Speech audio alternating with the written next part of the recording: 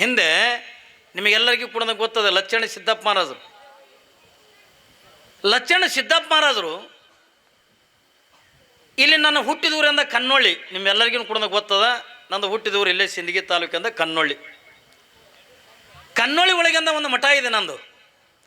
ಅದು ಯಾವ ಮಠ ಹತ್ತಿಕೊಂಡದ ಕೇಳಿದ್ರೆ ದೊಡ್ಡಪ್ಪ ಮಹಾರಾಜರು ಹೊತ್ತಿಕೊಂಡಂದು. ಅವರು ಲಿಂಗಾಯತ ಉಪ್ಪಾರು. ಯಾರು? ಕನ್ನೊಳ್ಳಿ ದೊಡ್ಡಪ್ಪ ಮಹಾರಾಜ ಲಿಂಗಾಯತ ಉಪ್ಪಾರು. ಲಚ್ಚಣ ಸಿದ್ದಪ್ಪ ಮಹಾರಾಜ ಇವರೆಲ್ಲ ಏನು ಹೊತ್ತಿಕೊಂಡದ ಕೇಳಿದ್ರೆ ಇವರು ಪಂಚಾಳರು. ಲಚ್ಚಣ ಸಿದ್ದಪ್ಪ ಮಹಾರಾಜ ಪಂಚಾಳರು, ಕನ್ನೊಳ್ಳಿ ದೊಡ್ಡಪ್ಪ ಮಹಾರಾಜ ಲಿಂಗಾಯತ ಉಪ್ಪಾರು. ಅವಾಗೆಲ್ಲ ಉಪ್ಪಾರೆ ಗ್ವಾಡಿ ಕಟ್ತಿದ್ರು. ಯಾವಾಗ ಕನ್ನೊಳ್ಳಿ ದೊಡ್ಡಪ್ಪ ಮಹಾರಾಜ ಗ್ವಾಡಿ ಕಟ್ಟವ, ಲಚ್ಚಣ ಸಿದ್ದಪ್ಪ ಮಹಾರಾಜ ಕಟ್ಟಿಗೆ ಕೆಲಸ ಮಾಡ್ತಿದ್ದೆ. ಮ್ಯಾಲೆ ಜಂತಿ ತುಲಿ ಇವೆಲ್ಲ ಡಿಸೈನ್ಗಳು ಭಾಳ ಚಂದ ಮಾಡ್ತಿದ್ರು. ನೀವು ಬಹುಶಃ ಇವತ್ತು ನೋಡ್ಲಿಕ್ಕೆ ಸಿಗ್ತದೆ ನಿಮಗೆ. ಲಚ್ಚಣ ಸಿದ್ದಪ್ಪ ಮಹಾರಾಜರು ಮಾಡಿರ್ತಕ್ಕಂಥ ಕಟ್ಟಿಗೆ ಕೆಲಸ ನಮ್ಮ ಕನ್ನೊಳ್ಳಿ ಒಳಗೆ ಏನ್ರಿ ನಮ್ಮಲ್ಲಿ ರಡ್ಡ್ಯರ ಮನೆತನ ಕಟ್ಟ್ಯಾರ ಅವರು. ಏನ್ರಿ ದೊಡ್ಡಪ್ಪ ಮಹಾರಾಜ ಗ್ವಾಡಿ ಕಟ್ಟ್ಯಾನ, ಲಚ್ಚಣ ಸಿದ್ದಪ್ಪ ಮಹಾರಾಜರಿಂದ ಕಟ್ಟಿಗೆ ಕೆಲಸ ಮಾಡ್ಯಾರ.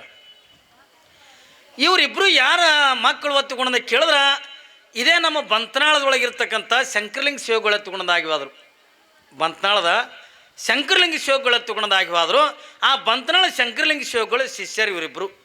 ಏನ್ರಿ ಇವ್ರದೊಂದು ಇದನ್ನೇ ಬೇರೆ. ಲಚ್ಚಣ ಸಿದ್ದಪ್ಪ ಮಹಾರಾಜ, ಕನ್ನೊಳ್ಳಿ ದೊಡ್ಡಪ್ಪ ಮಹಾರಾಜ, ಕೌದ್ಯಪ್ಪ ಮಹಾರಾಜ, ಕೃಷ್ಣಪ್ಪ ಮಹಾರಾಜ ಇವರೆಲ್ಲ ಬಂತ್ನಾಳ ಶಂಕರಲಿಂಗ ಶಿವಗಳು ಶಿಷ್ಯರು ಇವರೆಲ್ಲ. ಕನ್ನೊಳ್ಳಿ ದೊಡ್ಡಪ್ಪ ಮಹಾರಾಜ ಅವಾಗ ನಾವು ದೊಡ್ಡಪ್ಪ ಮಹಾರಾಜ ಎತ್ತುಕೊಂಡು ಇದ್ದಿದ್ದಿಲ್ಲ. ಅವನ ಹೆಸರಲ್ಲಿ ಗುರುಲಿಂಗಪ್ಪ ಹತ್ತುಕೊಂಡಿತ್ತು. ಇದು ದೊಡ್ಡಪ್ಪ ಹತ್ತುಕೊಂಡು ಇಟ್ಟಿದ್ದು ಲಚ್ಚಣ ಸಿದ್ದಪ್ಪ ಮಹಾರಾಜರು ಇಟ್ಟಿದ್ದು. ಯಾಕಂದ್ರೆ ಲಚ್ಚಣ ಸಿದ್ದಪ್ಪ ಮಹಾರಾಜ ಶ್ರೀಶೈಲ ಪಾದಯಾತ್ರಕ್ಕೆ ಹೋದಾಗ ಅಲ್ಲಿ ಕಾಲು ಜಾರಿಂದ ಕಮರಿ ಕೊಳದೊಳಗೆ ಅಂದ ಬೀಳಾಗ ಆ ದೊಡ್ಡ ಇವತ್ತು ಗುರುಲಿಂಗ ಹತ್ತುಕೊಂಡು ಅಂದಾಗ ಇಲ್ಲೇ ಕೂತ್ಕೊಂಡು ಕನ್ನೊಳ್ಳಿ ದೊಡ್ಡಪ್ಪ ಮಹಾರಾಜರು ಲಚ್ಚಣ ಸಿದ್ದಪ್ಪ ಮಹಾರಾಜಗೆ ಅಲ್ಲಿ ಅಂತರಲ್ಲೇ ನೇತು ಹಿಡಿದಿದ್ರತ್ತ. ಅದಕ್ಕೆ ಹೊಳ್ಳಿ ಬಂದ ಲಚ್ಚಣ ಸಿದ್ದಪ್ಪ ಮಹಾರಾಜರು ಏನಂದ್ರು, ನೀ ಬರೇ ಗುರುಲಿಂಗಪ್ಪ ಅಲ್ಲ ಹೋಯಪ್ಪ, ನಾನು ಉಳಿಸಿರ್ತಕ್ಕಂಥ ನೀ ದೊಡ್ಡಪ್ಪಿದೋ, ನೀ ದೊಡ್ಡಪ್ಪಿದೆ ನನಗೆ ದೊಡ್ಡಪ್ಪಿದೆ ಎತ್ತುಕೊಂಡು ದೊಡ್ಡಪ್ಪ ಅಂದಿದ್ದಕ್ಕೆ ದೊಡ್ಡಪ್ಪ ಮಹಾರಾಜರು ಹತ್ತುಕೊಂಡು ಹೆಸರು ಬಂತು. ಅವ್ರು ಇಟ್ಟೆಲ್ಲ ಶಕ್ತಿ ಪಡಿಬೇಕಾದ್ರೆ ಎದರಿಂದ ಹತ್ತುಕೊಂಡದ ಕೇಳಿದ್ರೆ ಸುಮ್ಮನೆ ನಿಮಗೆ ಅಂತ ಹೇಳ್ತೀನಿ, ಬಂತ್ನಾಳ ಶಂಕರಲಿಂಗ ಶಿವಗಳದಿಂದ ಉಪದೇಶ ಪಡಿಬೇಕಾಗಿತ್ತು. ಏನ್ರಿ ಉಪದೇಶ ಅಂದ್ರೆ ಏನು? ಬರೇ ಅವರಿಂದ ಮಂತ್ರ ಕಿವಿಯಾಗಿ ಅಂತ ಹೇಳಿಸ್ಕೋಬೇಕಾಗಿತ್ತು. ನೋಡ್ರಿ ಅವರೆಲ್ಲ ಎಷ್ಟು ಸೇವೆ ಮಾಡ್ತಾರೆ. ಬಂತ್ನಾಳ ಶಂಕರಲಿಂಗ ಶಿವಗಳಿಂದ ಏನ್ರಿ ಕನ್ನೊಳ್ಳಿ ದೊಡ್ಡಪ್ಪ ಮಹಾರಾಜ ಏನು ಮಾಡಬೇಕಾಗಿತ್ತು ಅಂತಂದ್ರೆ ಆ ಗುರುವಿನಿಂದ ಉಪದೇಶ ಅಂತಕ್ಕಂಥ ಪಡಿಬೇಕಾಗಿತ್ತು. ಅಂದ್ರೆ ಮಂತ್ರ ಉಪದೇಶ ಅಂತಕ್ಕಂಥ ಪಡಿಬೇಕಾಗಿತ್ತು.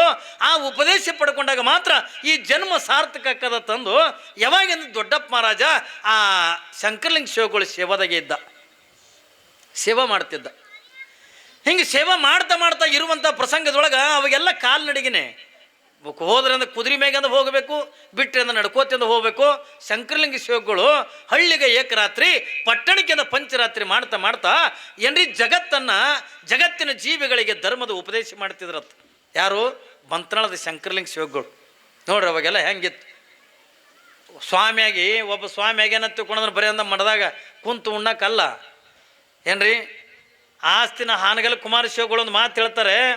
ಏನ್ರಿ ಹಾನಗಲ ಕುಮಾರ ಶಿವಗಳೊಂದು ಮಾತು ಹೇಳ್ತಾರೆ, ಆಸ್ತಿಗಾಗಿ ಸ್ವಾಮಿ ಆಗುವುದಕ್ಕಿಂತ ಆದರ್ಶಕ್ಕಾಗಿ ಅಂದ್ರೆ ಸ್ವಾಮಿ ಆಗ್ಬೇಕತ್ತ. ಸುಮ್ಮನೆ ಏನೋ ದೊಡ್ಡ ಮಠ ಸಿಕ್ತು ಏನ್ರಿ, ಮಠಕ್ಕಿಂತ ದೊಡ್ಡ ಸ್ವಾಮಿ ಆಗೀನಿ, ಭಕ್ತರು ದಿನ ಅಡಿಗೆ ತಂದು ಕೊಡ್ತಾರ, ಉಂಡು ಕುಂದ್ರಲಕ್ಕಿಂತ ಸ್ವಾಮಿಗಳಲ್ಲ. ಸ್ವಾಮಿಗಳಾಗುವುದು ಎದಕ್ಕೆ ಹತ್ತುಕೊಂಡದ ಕೇಳಿದ್ರೆ ಲೋಕವನ್ನು ಉದ್ಧಾರ ಮಾಡಕ್ಕ, ಧರ್ಮ ಜಾಗೃತಿಗಾಗಿ ಏನ್ರಿ ತಮ್ಮಲ್ಲಿರ್ತಕ್ಕಂಥ ಜ್ಞಾನವನ್ನು ಏನ್ರಿ ಸಮಾಜದ ಜನತೆಗೆ ನೀಡಿ ಏನ್ರಿ ಅವ್ರು ಕೊಟ್ಟಿರ್ತಕ್ಕಂಥ ಅಲ್ಪ ಸ್ವಲ್ಪ ಕಾಣಿಕೆಯನ್ನು ತಗೊಂಡು ಬಂದು ಮಠ ನಡೆಸ್ತಕ್ಕಂಥದ್ದು ಅವತ್ತಿನ ಪದ್ಧತಿ ಇತ್ತು. ಶಂಕರಲಿಂಗ ಶಿವಗಳಂದ ಸೇವಾ ಮಾಡ್ಕೋತಿಂದ ತಿರುಗಾಡ್ತಿದ್ದ. ಯಾವಾಗಂದ 8 ವರ್ಷದಿಂದ ಸೇವಾ ಮಾಡಿದ್ರು ಶಂಕರಲಿಂಗ ಶಿವಗಳಂದ ಅವರಿಗೆ ಉಪದೇಶನ ಮಾಡಲಿಲ್ಲ. ಯಾವಾಗಂದ ಉಪದೇಶ ಮಾಡಲಿಲ್ಲ. ಹಂಗೆ ಅವ್ರ ಜೊತೆಯೊಳಗೆ ಅಂದ ಪೂಜಾದ ಗಂಟು ಹೊತ್ಕೋಬೇಕು. ಈ ಊರಾದ ಕೂಡ ಆ ಊರಿಗೆ ಅಲ್ಲಿ ಹೋದ ಬಳಕಿದ್ರೆ ಅಲ್ಲಿ ಪೂಜೆ ವ್ಯವಸ್ಥೆ ಮಾಡಬೇಕು. ಊರಾಗಿಂದ ಭಿಕ್ಷೆ ಬಿಡ್ಕೊಂಡು ಬರಬೇಕು. ಬಂದಂದ ಶಂಕರಲಿಂಗ ಶಿವಗಳಿಗೆ ಊಟ ಮಾಡಿಸ್ಬೇಕು. ಉಳಿದ ಬಳಕ ಊಟ ಮಾಡಬೇಕು. ಹಿಂಗೆ ಜೀವನ ಕಳಿತಿದ್ದ ಕನ್ನೊಳ್ಳಿ ದೊಡ್ಡಪ್ಪ ಮಹಾರಾಜ. ಒಂದು ದಿವಸ ಅಂದ ಏನಾಗ್ಯದ ತಗೊಂಡ ಕೇಳಿದ್ರೆ ಇಲ್ಲಿ ಮಹಾರಾಷ್ಟ್ರದೊಳಗೆ ಅಂದ ವಾಗ್ದರಿಗೆ ತಗೊಂಡು ಬರ್ತದೆ. ಮಹಾರಾಷ್ಟ್ರದೊಳಗೆ ಒಂದು ಊರು ಬರ್ತದೆ. ಯಾವಾಗಿಂದ ಬೆಳಗಿನ ಜಾವ ನಡ್ಕೊಂತ ಹೊಂಟಿದ್ರು. ದಾರಿ ಪಕ್ಕದೊಳಗನೆ ಇನ್ನೊಂದು ಸ್ವಲ್ಪ ಊರಿತ್ತು, ಊರೆಲ್ಲ ಕಾಣ್ತಿತ್ತು ಕಣ್ಣಿಗೆ. ಅಲ್ಲಿ ಏನಾಯ್ತು, ಊರು ಹೊರಗೆ ದಾರಿ ಮ್ಯಾಗೆ ಒಂದು ಬಾವಿ, ಒಂದು ಗಿಡ ಇತ್ತು. ಅವಾಗ ಅಂದ ಶಂಕರಲಿಂಗ ಶಿವಗಳಂದ್ರು ದೊಡ್ಡ ಅಂದರು, ಯಪ್ಪ ಅಂದ, ಮತ್ತು ಹೆಂಗೂ ಬಾವಿ ಅದಲ್ಲೇ ಇಲ್ಲೇ ಜಳಕ ಮಾಡಿಬಿಡೋನು, ಇಲ್ಲೇ ಪೂಜೆ ಮಾಡ್ಕೊಂಡು ಬಿಡ್ತೀನಿ, ನೀ ಹೋಗಿ ಅಂದ ಒಂದು 2 ಮನೆ ಭಿಕ್ಷೆ ಬೇಡ್ಕೊಂಡು ಬರಕತ್ತಿ, ಇಲ್ಲೇ ಪ್ರಸಾದ ಮಾಡ್ಕೊಂಡು ಹೋಗೋಣ ಹತ್ತಿಕೊಂಡನು. ಆಯ್ತು ರೀಪ್ಪ ಹತ್ತಿಕೊಂಡನು. ಶಂಕರಲಿಂಗ ಶಿವಗಳಿಗೆ ಒಂದು ಮಾತು ಕೊಟ್ಟ. ಮೊದಲು ಹೋಗಿ ತಾನು ಸ್ನಾನ ಮಾಡಿ ಗುರುಗಳಿಗೆಲ್ಲ ಪೂಜೆದೆಲ್ಲ ವ್ಯವಸ್ಥೆ ಮಾಡಿ ಆಮೇಲೆ ಶಂಕರಲಿಂಗ ಶಿವಗಳು ಬಾವ್ಯಾಗಿಂದ ಈಸಾಡಿ ಜಳಕ ಮಾಡ್ಕೊಂಡು ಬಂದು ಅವ್ರು ಪೂಜೆಗೆ ಕುಂತಿದ್ರು. ಇವ ದೊಡ್ಡಪ್ಪ ಮಹಾರಾಜ್ ಏನು ಮಾಡ್ಯಾನ, ಜೋಳಿಗೆ ತೊಗೊಂಡು ಅಲ್ಲೇ ಊರು ಕಾಣ್ತಿತ್ತಲ್ಲ ಭಿಕ್ಷಕ್ಕೆಂದ ವಾದ. ಹೋಗೋದ್ರೊಳಗಿಂದ ಒಂದು ಮನೆ, ಆ ಮನೆಗೆಲ್ಲ ಶೃಂಗಾರ ಮಾಡಿದ್ರು. ಏನ್ರಿ ಮಾಡ್ತಿರ್ತಾರೆ ನೋಡಿ, ಅವಾಗೆಲ್ಲ ತಳಿರು ತೋರಣ ಎಲ್ಲ ಕಟ್ಟಿದ್ರು, ಕಬ್ಬ ಬಾಳೆದಿಂಡು ಹಿಂಗೆಲ್ಲ ಕಟ್ಟಿದ್ರು. ಏನಿತ್ತನ ಮನ್ಯಾಗ. ಯಾವಾಗ ನೀವು ಹೋಗಿ ಅಂದ ಅದೇ ಮನೆಗೆ ಹೋಗಿ ಅಂದ ಭಿಕ್ಷಾಂದಿಹಿ ಅಂದ. ಯಾರು ದೊಡ್ಡಪ್ಪ ಮಹಾರಾಜ್ ಏನಂತಾನ, ಅದು ಏನು ಎಲ್ಲ ಅಲಂಕಾರ ಶೃಂಗಾರ ಮಾಡಿದ್ರಲ್ಲ ಆ ಮನೆ ಇದ್ರಿಗಿಂದ ಹೋಗಿ ನಿಂತ್ಕೊಂಡು ಭಿಕ್ಷಾಂದಿಹಿ ಅಂದ. ಯಾವಾಗಿಂದ ಭಿಕ್ಷಾಂದಿ ಎತ್ತುಕೊಂಡು ಅಂದಾಗ ಆ ಮನೆ ಮಾಲಕಂದ ಹೊರ ಕಟ್ಟಿಗೆ ಕುಂತಿದ್ದ. ಪಾಪ ಯಾವನ ಸಾಧು ಬಂದಾನ ಏನ್ರಿ, ಸಾಧು ಬಂದಾನ. ಅದಕ್ಕೆ ಮನೆಗಿಂದ ಹೆಣ್ತಿಗಂದ ಏನ ಕರಿಲಾರ್ದೇನೆ ತಾನೇ ತಾನಾಗನೆ ಒಬ್ಬ ಸಾಧು ಬಂದಾನ. ಮೊದಲು ಮಾಡಿದ್ದಂದು ಹೋಳಿಗೆ ಆ ಸಾಧುಗೆ ನೀಡಲ್ಲ ತಿಕ್ಕೊಂಡಂದು ಮನೆಗಿಂದ ಹೋಳಿಗೆ ಮಾಡಕತ್ತಿದ್ರು. ಒಂದು ಹೋಳಿಗೆಂದ ಸುಡ ಹೋಳಿಗೆಂದ ನೀಡು ಪಾಪ ಸಾಧು ಉಳ್ಳೆತ್ತಿಕೊಂಡಂದು ಮನೆ ಮಾಲಕ್ಕೆಂದ ಅಂದ. ಯಾವಾಗ ಆಕೆ ತಂದೆಂದ ಒಂದು ಜೋಳಿಗೆಗಂದ ಸುಡ ಹೋಳಿಗೆ ನೀಡಲು ನೋಡ್ದ ಮುಟ್ಟಿ ಭಾರಿ ಸುಡ್ತಿತ್ತು ಹೋಳಿಗೆ, ಕೈ ಮುಟ್ತಿದ್ದಿಲ್ಲ. ಇವ ಅಂದ, ಇನ್ನು ಮತ್ತೆ 4 ಮನೆ ಭಿಕ್ಷೆ ಬೇಡಕತ್ನಿ ಅಂತಂದ್ರೆ ಇದು ಹೋಳಿಗೆ ಅಂದ ಆರ್ತದ, ಮೊದಲು ಇದೊಂದು ಹೋಳಿಗೆ ಒಯ್ದು ಅಪ್ಪಗೆ ಅಂದ ನೀಡಿ ಅವನಿಗೆ ಉಣಿಸಿ ಮತ್ತೆ ಭಿಕ್ಷೆ ಬೇಡಕ್ಕೆ ಬಂದ್ರೆ ಐತ ತಂದು ಓಡಿ ಹೋದ. ಯಾವಾಗಿಂದ ಓಡ್ಕೋತಿಂದ ಹೋಗೋದ್ರಾಗಿಂದ ಗುರುಗಳು ಪೂಜೆ ಮುಗಿಸ್ಕೊಂಡು ಕುಂತಿದ್ರು. ಯಾಕೆ ಹೋದೊಡೆ ಎಷ್ಟು ಜಲ್ದಿ ಬಂದೇವ ಮಗ ನಾನು, ಇಲ್ಲಪ್ಪ ಈಗ ಸುಡು ಹೋಳಿಗೆ ನೀಡ್ಯಾರ, ಅದಕ್ಕೆ ಇದೊಂದು ಊಟ ಮಾಡ್ಯಪ್ಪ, ನಾ ಮತ್ತೆ ಹೋಗಿ ಭಿಕ್ಷೆ ಬೇಡ್ಕೊಂಬರ್ತೀನಿ, ಆಮೇಲೆ ಮತ್ತೆ ಉಣಕತ್ತೆ ತಂದಾಗ ನೀಡಿದ್ರು. ಅದೊಂದು ಹೋಳಿಗೆ ಉಂಡ್ರು. ಯಾವಾಗಿಂದ ಆನಂದ ಅನ್ನಿಸ್ತು ಯಾರಿಗೆ, ಶಂಕರಲಿಂಗ ಶಿವಗಳಿಗೆ ಭಾರಿ ಆನಂದ ಅನ್ನಿಸ್ತು. ಯಾವಾಗಿಂದ ಆನಂದ ಅನಿಸಿ ದೊಡ್ಡ ಅಂದರು, ಯಪ್ಪ ಅಂದ, ಯಾಕೋ ಇದು ಇನ್ನೊಂದು ಹೋಳಿಗೆ ಬೇಡ್ಲಕತ್ತದ ನೋಡ್ಲೆ ಜೀವ ಅಂದ. ಯಾಕೋ ಇದು ಇನ್ನೊಂದು ಹೋಳಿಗೆ ಬೇಡ್ಲಕತ್ತ, ಹಿಂಗೆಪ್ಪ ಆಯ್ತಪ್ಪ ಹಿಂಗೆ ಹೋಗೋಣ ತರ್ತೀನಿ ಎತ್ತಿಕೊಂಡಂದು ಮತ್ತೆ ಓಡಿ ಹೋದ. ಯಾರ ಮನೆಗೆ, ಅದೇ ಮನೆಗೆ ಹೋಗ್ಬೇಕಲ್ಲ, ಹೋಳಿಗೆ ಇದ್ದಿದ್ದು ಅದೇ ಮನ್ಯಾಗ. ಯಾವಾಗಿಂದ ಅದು ಮನೆ ಮುಂದೆ ಹೋಗೋದ್ರಾಗಿಂದ ಮಾಲಕ ಕಟ್ಟಿಗೆ ಕುಂತಿದ್ದ. ಯಾವಾಗಿಂದ ಹೋಗಿಂದ ಭಿಕ್ಷಾಂದಿಹಿ ಅಂದ. ಯಾವಾಗಿಂದ ಹಿಂಗೆ ಅಂದಾಗ ಮನೆ ಮಾಲಕ ನೋಡ್ತಾನ, ನೋಡಿ ಸಿಟ್ಟು ಬಂದುಬಿಡ್ತ ಅವನಿಗೆ. ಏನೋ ಸಾಧು ಏನೋ ಒಂದು ಸುರುವಿಗೆ ಅಂದ ಬಂದಿದೆ ತಿಳ್ಕೊಂಡಂದು ಒಂದು ಹೋಳಿಗೆ ನೀಡಿದ್ರೆ ರುಚಿ ಹತ್ತಂದ ಮಗನ ಪದೇ ನನ್ನ ಮನೆಗೆ ಬರ್ಲಕ್ಕ ಇಲ್ಲ ನಿನ್ನ ಸಲುವಾಗಿ ಮಾಡ್ಲಕತ್ತೀವ ನಾವು ಹೋಳಿಗೆ ನೀಡಂಗಿಲ್ಲ ನಡಿ ಎತ್ತುಕೊಂಡಂದ. ಇಲ್ಲಪ್ಪ ಇದು ನನ್ನ ಸಲುವಾಗಿ ಅಲ್ಲ, ಎಂದೂ ಬೇಡಲಾರ್ದಂಥ ನನ್ನ ಗುರುನಾಥ, ಎಂದೂ ಬೇಡಲಾರ್ದಂಥ ನನ್ನ ತಂದೆ ನಮ್ಮಪ್ಪ ಬೇಡ್ಲಕತ್ತಾನ, ಅದಕ್ಕೆ ಇನ್ನೊಂದು ಹೋಳಿಗೆ ನೀಡ್ರಪ್ಪ ಅಂದ. ಯಾವಾಗಿಂದ ಯಾ ಅಪ್ಪ ಯಾ ಗುರು ಮಗನ ಇದೆಲ್ಲ ನಾಟಕ ಹಚ್ಚಿರಿ ನನ್ನ ಮಕ್ಕಳೇ, ನಡಿ ನೀಡಂಗಿಲ್ಲ ನಡಿ. ಇಲ್ಲಪ್ಪ ಏನನ್ನು ಮಾಡಿ ಇನ್ನೊಂದು ಹೋಳಿಗೆ ನೀಡು, ಇನ್ನೊಂದು ಹೋಳಿಗೆ ನೀಡು, ಅಪ್ಪ ಎಂದೂ ಬೇಡ್ಲಕತ್ತಾನೆ, ಇನ್ನೊಂದು ಹೋಳಿಗೆ ನೀಡು. ಯಾವಾಗಿಂದ ಮನೆ ಮಾಲಕಂದ ಅಟ್ಟು ಗುರುವಿನ ಮೇಲಂದ ಅಟ್ಟು ಭಕ್ತಿ ಅನ್ನ ಮಗನೆಂದನು. ಹೂನೆಪ್ಪ ಮತ್ತು ಅವನು ಬಿಟ್ಟ ಏನದಪ್ಪ ನನಗೆ ಅಂದ. ಗುರುವಿನ ಮೇಲಂದ ಅಟ್ಟು ಭಕ್ತಿ ಇದೆ ನೀನು ಗುರುವಿನ ಮೇಲಂದ ಅಟ್ಟ ನಂಬಿಕೆ ಅದ ನಿನಗೆ.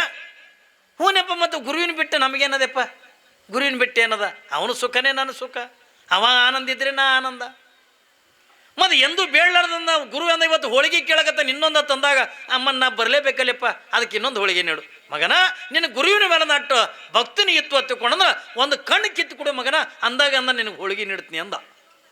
ಒಂದು ಕಣ್ಣು ಕಿತ್ತು ಕೊಡು ನೋಡ, ನಿನ್ನ ಗುರುವಿನ ಮೇಲೆ ಎಷ್ಟು ಭಕ್ತಿ ಅದ. ಯಾವಾಗ ನಿನ್ನ ಗುರುವಿನ ಮೇಲೆ ಎಷ್ಟು ಭಕ್ತಿ ಅದ, ಎಷ್ಟು ಶ್ರದ್ಧೆ ಅದ ನೋಡ್ತೀನಿ ನಾನು. ಒಂದು ಒಂದು ಒಂದು ಹೋಳಿಗೆ ಬೇಕಾಗಿತ್ತು ಅಂದ್ರೆ ಒಂದು ಕಣ್ಣು ಕಿತ್ತು ಕೊಟ್ರೆ ಅಂದ್ರೆ ಒಂದು ಹೋಳಿಗೆ ಕೊಡ್ತೀನಿ ಅಂತಂದಾಗ ದೊಡ್ಡಪ್ಪ ಮಹಾರಾಜ ನಗಲಕತ್ನತ್ತಲ್ಲ ಏನ್ರಿ, ದೊಡ್ಡಪ್ಪ ಮಹಾರಾಜ ನಗಲಕತ್ನತ್ತ. ಯಪ್ಪ ಇದಕ್ಕಿಂತ ದೊಡ್ಡ ಭಾಗ್ಯ ಮತ್ತೊಂದೇನದ, ಗುರುವಿಗಾಗಿಂದ ಕಣ್ಣು ಅರ್ಪಣೆ ಹಾಕವತ್ತಿಕೊಂಡ್ರ ಇದಕ್ಕಿಂತ ಭಾಗ್ಯ ಮತ್ತೊಂದು ಏನದಪ್ಪ. ಆಯ್ತಪ್ಪ ನೀ ಹೇಳ್ದಂಗೆ ಅಂದ್ರೆ ನಾನು ಕಣ್ಣು ಕೊಡ್ತೀನಿ, ನನಗೊಂದು ಏನ್ರಿ ಕಿತ್ಕೊಳಕ್ಕೆ ಒಂದು ಏನ್ರಿ ಕುಡಿಯಪ್ಪ ಅನ್ನೋದು. ಅವ ಮನೆ ಮಾಲಕ ಈ ಮಗನ ಕಿತ್ತನ ತಿಳ್ಕೊಂಡಂದು ಮನೆಯಾಗಿಂದ ಹೋಗಿ ಚಾಕು ತಂದು ಕೊಟ್ಟನತ್ತ. ಯಾವಾಗಿಂದ ದೊಡ್ಡಪ್ಪ ಮಹಾರಾಜ ಇವೇನು ಕಿತ್ತನ, ಇದು ಸುಳ್ಳು ಹೇಳ್ತಾವ ಸಾಧು ಒತ್ತಿಕೊಂಡಂದು ಯಾವಾಗಿಂದ ನೋಡ್ಕೋತ ನಿಂತಿದ್ದ. ಹಂಗೆ ಅಂದ ಹಿಂಗೆ ಚಾಕು ಕಣ್ಣಾಗಿಂದ ಹಾಕಿ ಕಣ್ಣಿನ ಗುಡ್ಡಿನ ಕಿತ್ತಿ ಅವನ ಕೈ ಕೊಟ್ಟ. ಏನ್ರಿ ಯಾವಾಗಿಂದ ಒಂದು ಕಣ್ಣಿನ ಗುಡ್ಡಿನ ಕಿತ್ತು ಕೊಟ್ಟ. ಯಪ್ಪ ಈಗಾರ ನೀಡು, ನಮ್ಮ ಅಪ್ಪ ಕುಂತಾನಲ್ಲಿ ಏನ್ರಿ ಮುಸುರುಗಲ್ಲಿ ಹಂಗೆ ಕುಂತಾನ, ಇನ್ನೊಂದು ಹೋಳಿಗೆ ನೀಡು. ಇವ ಗಾಬ್ರಿ ಅದ ಮಾಲಕ. ಇದೇನು ಹುಚ್ಚೋದು ಸಾಧು, ಯಾವ ಗುರು ಯಾವ ಶಿಷ್ಯ ಸುಮ್ಮನೆ ಕಣ್ಣು ಕಳ್ಕೊತಲ್ಲ ಇದು ಪಾರ ತಿಳ್ಕೊಳೋದು. ಅವ ಒಳಗೆ ಹೋಗಿ ಅಂದ ಒಂದು ಹೋಳಿಗೆ ತಂದು ನೀಡ್ದ. ಯಾವಾಗಿಂದ ಅದೊಂದು ಹೋಳಿಗೆ ತೊಗೊಂಡು ಓಡ್ಕೋತ ಬಂದ, ಒಂದು ಕೈ ಅಂದ ಕಣ್ಣಿಗೆ ಹಿಡ್ದ, ಓಡ್ಕೋತ ಬಂದ. ಬರೋದ್ರಾಗಿಂದ ಗುರುಗಳು ಕುಂತಿದ್ರು, ಅದೊಂದು ಹೋಳಿಗೆ ನೀಡ್ದ. ಯಾವಾಗಿಂದ ಶಂಕರಲಿಂಗ ಶಿವಗಳು ಅದನ್ನೂ ಒಂದು ಹೋಳಿಗೆ ಊಟ ಮಾಡಿದ್ರು. ಯಾವಾಗಿಂದ ಅದು ಒಂದು ಹೋಳಿಗೆ ಊಟ ಮಾಡಿದ್ರು. ಊಟ ಮಾಡೋದ ಬಳಕ ನಿಮಗೆ ಹೇಳ್ತೀನಿ, ಶಂಕರಲಿಂಗ ಶಿವಗಳಂದ್ರು ದೊಡ್ಡ ಅಂದರು. ಯಪ್ಪ ಅಂದ, ಯಾಕೋ ಇದು ಇನ್ನೊಂದು ಕೇಳಕತ್ತದ ನೋಡ್ಲೆ ಹೋಳಿಗೆ ಅಂದರು. ಹೋಳಿಗೆ ಯಾಕೋ ಇದು ಇನ್ನೊಂದು ಕೇಳಕತ್ತದ ಜೀವ. ಹಿಂಗೆ ಅಯ್ಯಪ್ಪ ಹಿಂಗೆ ಹೋಗೋಣ, ಹಿಂಗೆ ಬರ್ತೀನಪ್ಪ ತಗೊಂಡು ಓಡಿ ಬಂದ. ಯಾವಾಗಿಂದ ಓಡಿ ಬರ್ದಕ್ಕೆ ಅದೇ ಮಾಲಕ್ಕಿಂದ ಬಾಗಲಾಗೆ ಕುಂತಾನ. ಅಲ್ಲೋ ಒಂದು ಕಣ್ಣು ಕೊಟ್ಟಂದ ಹೋಳಿಗೆ ಒಯ್ದಿದೆ, ಮತ್ತೆ ಅದಕ್ಕೆ ಬಂದಿದೆ. ಯಪ್ಪ ನಮ್ಮ ಅಪ್ಪಗೆ ಇನ್ನೊಂದು ಹೋಳಿಗೆ ಬೇಕತ್ತ, ಈಗ ಇದೊಂದು ಕಣ್ಣು ಕಿತ್ತು ಕೊಡ್ತೀನಿ, ನನಗೆ ಇನ್ನೊಂದು ಹೋಳಿಗೆ ನೀಡತ್ತೆ ಕೊಂಡಂದು ಅವ ಕಿತ್ತಿ ಕೊಡು ಅಲ್ಲಾರ್ದೇನೆ ಇವನೇ ಕಿತ್ತಿ ಅವನು ಕೈಯಾಗ ಕೊಟ್ಟನತ್ತು. ಏನ್ರಿ, ಅದೊಂದು ಕಣ್ಣು ಕಿತ್ತಿ ಅಂದ ಕೊಟ್ಟ. ಎರಡು ಕಣ್ಣುಗಳಿಂದ ಸಾವುಕಾರನಿಂದ ಕೊಟ್ಟ. ಯಪ್ಪ ನೀ ಕಣ್ಣು ಕುಡಿದು ಬೇಕಾಗಿದ್ದಿಲ್ಲೋ, ನಾ ಹಾಗೆ ಕುಡ್ತಿದ್ದಲ್ಲಿ ನನಗೆ ಹೋಳಿಗೆ ಎತ್ತಿಕೊಂಡಂದು ಒಳಗೆ ಹೋಗಿ ಅಂದ ಮತ್ತೊಂದು ಹೋಳಿಗೆ ತೊಗೊಂಡು ಬಂದ. 2-3 ಸರಿ ತಿರುಗಾಡಿದ್ನಲ್ಲ, ಹಾಗೆ ಅಂದಾಜು ಪ್ರಕಾರದಿಂದ ಬಂದು ಗುರುವಿನ ಮುಂದೆ ಜೋಳಿಗೆ ಇಟ್ಟಂದು ಎರಡು ಕೈಗೆ ಕಣ್ಣಿಗೆ ಹಚ್ಕೊಂಡು ಕುಂತ. ಎರಡು ಕೈಲಿ ಕಣ್ಣುಗಳು ಮುಚ್ಕೊಂಡ ಕುಂತ.